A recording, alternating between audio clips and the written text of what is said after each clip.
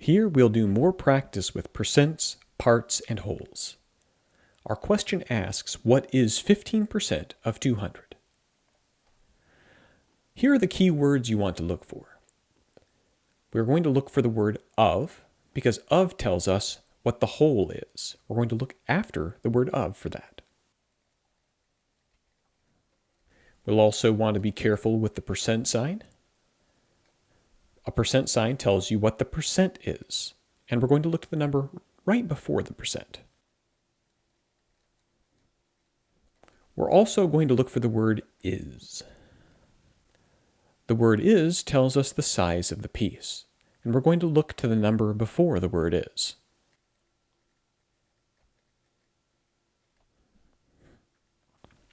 Let's try to draw a picture of this.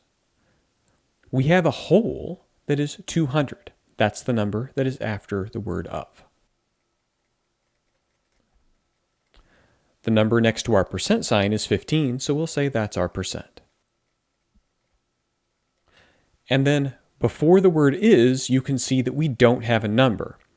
Instead, we have the word what. This means that our piece is unknown.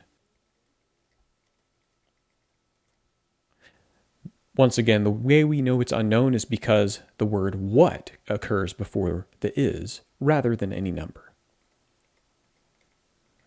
We can also draw a picture to go with this.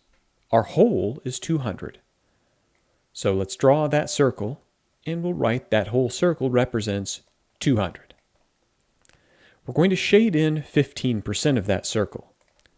We don't know how big of a piece this actually is. We only know it's 15% of the circle. That's going to be a fairly small wedge of this circle. We'll shade that in green. We'll write the percent is 15. We don't know how big that piece is, so we're going to say our piece is an unknown. For anything unknown, we will use the letter X to represent it. Now, once again, when we are looking at percents, parts, and wholes, we're going to set up a proportion followed by a cross product. The proportion we set up will always look like this. We'll put the percent on top of a fraction. On the bottom, we will always say 100, bearing in mind that percent always means divide by 100. We'll say equals, and on the right side, we'll put the shaded piece divided by the whole. We know the percent is 15. We'll check that off. We also know the whole is 200. We'll check that off too. But we don't know how big the shaded piece is. We're going to say that will be X. Let's place the numbers in these fractions. We'll now have 15 over 100 equals X over 200. With this in mind, we'll do our cross product on the next page. To perform our cross product, we'll take the numerator of the first fraction, multiply by the denominator of the second fraction.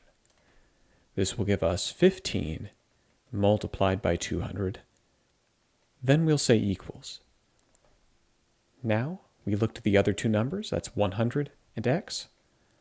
So we'll say 100X. Now we'll divide by the number next to X, that's 100.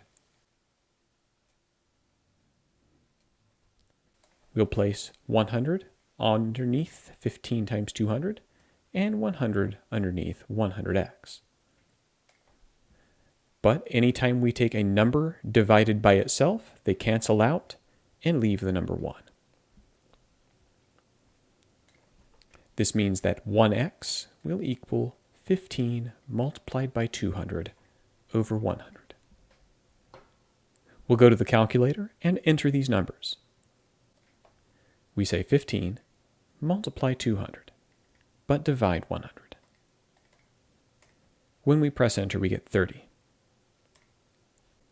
We'll say x is equal to 30. This means our shaded area of this circle we've drawn represents 30 out of 200.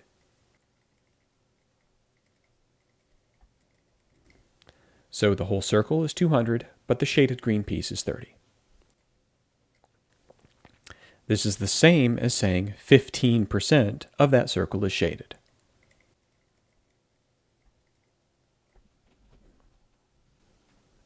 Therefore, we've now found out what 15% of 200 is.